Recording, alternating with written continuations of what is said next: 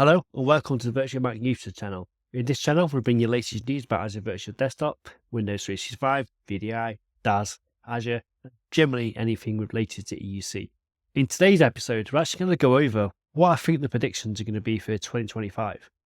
2024 has been a really great year. We've seen lots of really cool new products and enhancements come out. We've seen the Azure Virtual Desktop get better and better. We've seen Nerdio get better and better. We've seen Windows 365. That's massively improved this year as well. So there's been just a lot of really cool stuff when I look back and think about stuff. So in today's episode, I'm not going to look at where we've been. I'm going to look at where we're going, right? Because I think 2025 is going to be a great year for VDI and DAS and EUC in general. There's lots of really cool stuff coming to the market. So I'm just going to go through what I think my predictions are going to be and what we're generally going to go and see. So first off the bat, I think the biggest change we're going to see is identity. So there's a lot of stuff which is happening under the hood that I can't really talk about, which is happening, but it's going to make a big change in the way that we think about how we give employees access to our resources, essentially. Obviously, with the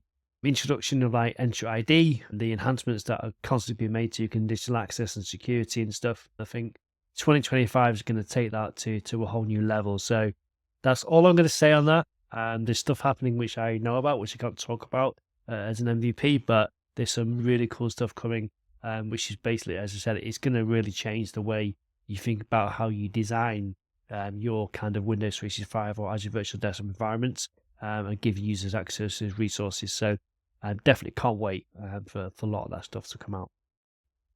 Second prediction, I think, obviously, it's going to be AI, right? So AI starting to, I want to say making big waves in the EUC space. I think it's still trying to find its feet around how we can work with AI to really start to enhance EUC.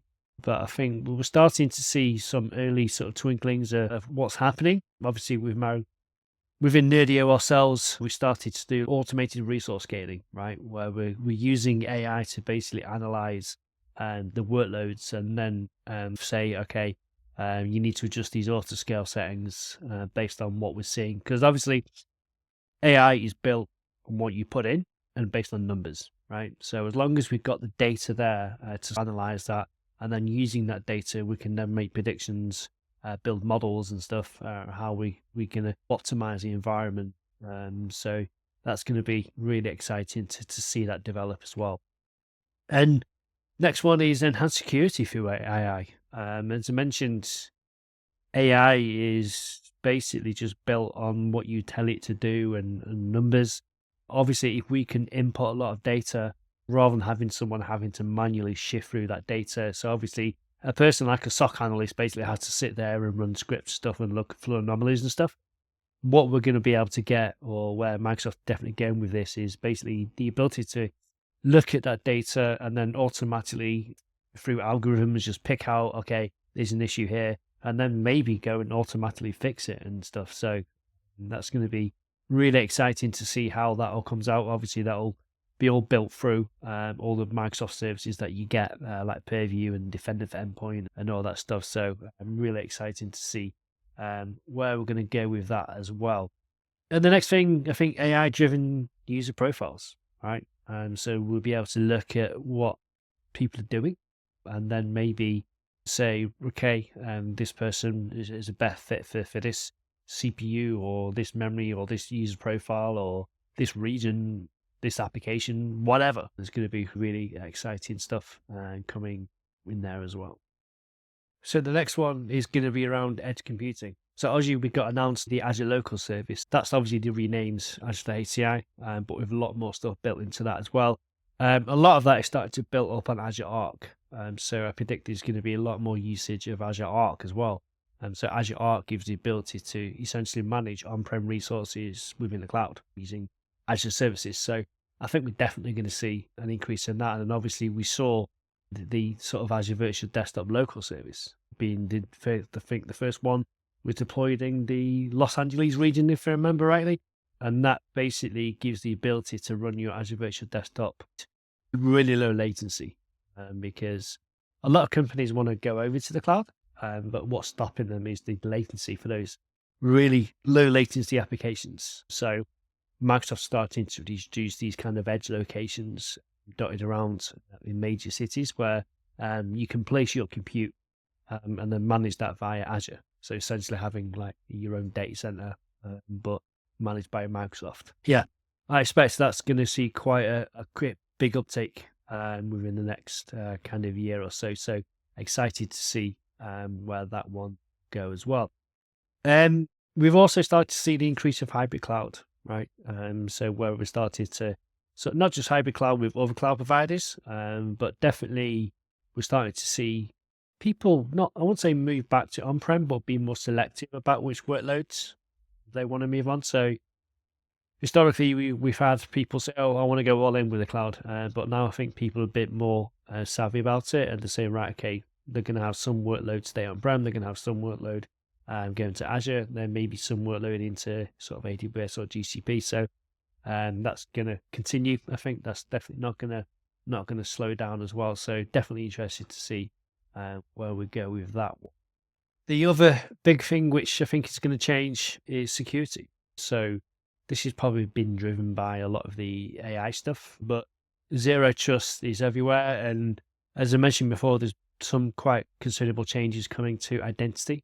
And when we talk about zero trust, identity is a kind of major factor on that. So we're really looking to see where that is going to go. So I think we're going to see some big changes in the way zero trust is implemented, because zero trust is starting now to become the standard. It's becoming the minimum, right? So obviously from a security perspective, I think passwords are going to slowly go away. I think we're starting to see that as, for those in the security industry, they know passwords are a bad thing, right? So we're going to start seeing more passwordless solutions come onto the market. I think identity, AI, security, all those things combined together, I think is going to be one of the major big things that we're going to see in 2025 as well. The next one is applications. Applications, I feel, is still a bit static. There's not much innovation going on. So obviously within 2024, we saw the new version of the sort of app attach released. Didn't really see much uptake within that, but definitely see more uptake from partners. So we saw a lot of partners leveraging that kind of app attach infrastructure. But I'd imagine a lot of companies now moving towards SaaS-based applications. Obviously, AppV is back. Yeah, applications is a bit of a funny one. I still feel there's a lot of innovation to go for applications. There's not really much happening in that market. It needs to be. I'm a big fan of package managers, kind of stuff like Winger and Chocolatey, because they offer a whole load of like automation. AI. What can we do with AI with applications? I don't know. So we'll have to see what kind of develops over time. But yeah, dynamic application delivery is something which has always been the goal and the dream, but I don't really feel we're there yet. So let's see what happens in 2025 with the applications. Yeah, and the biggest thing which I'm just excited about within 2025 is where we can use AI with EUC. I think it's untapped at the moment. I think there's a lot of stuff that we can hook into. So, for example, self-healing VDI environments where we've got like automatic detection and resolution of VDI issues or DAS issues. So we're starting to see Microsoft obviously integrate Copilot into a lot of their solutions like Windows 365 and Intune and stuff. So that's certainly going to help from a monitoring, from a provisioning point of view, but also from a self-healing point of view, right? The ability to detect stuff before the user knows about it. So really excited to where that's going to go. And I think the next thing is analytics as well, right? As I mentioned a couple of times before, AI is built on numbers and data and algorithms and code. So every time a user does something on a device, they're generating stuff, they're generating numbers, they're generating analytics, they're generating insight. So if we can plug AI modules into that and monitor stuff and self-heal and all that stuff. So yeah, there's so much we can do. So really excited to see where that goes. So yeah, look, that's my thoughts about what's basically happening over the next kind of year or so. It's going to be a very interesting time. I say I love the EUC industry because it combines so many things together. We're combining cloud computing. We're combining identity with combining applications, profiles, everything. So there's so much that can change everything, and we just need to be wary of the cost as well, because I feel like a lot of the people migrating over to VDI and DAS or Windows 365 and AVD, and then you plug AI into that, and then you plug security into that, you just got the opportunity just for cost to spiral out of control. So I feel we're at a time where we've got all these resources available to us, and we just need to make sure we're using the best of those resources within budget, right? I think that's the key thing here, because it's very easy to spend a lot of money. So yeah, that's my prediction for 2025. Interested to hear what other people's thoughts are. Please put a comment in below. And interested to hear feedback, and I'll probably listen to this recording in a year's time and see where those predictions are. So yeah, look, thank you to all my subscribers this year. It's been a journey. It's been interesting. So I'm looking forward to continued growth in 2025, and I'll see you on the other side. Thank you. Goodbye.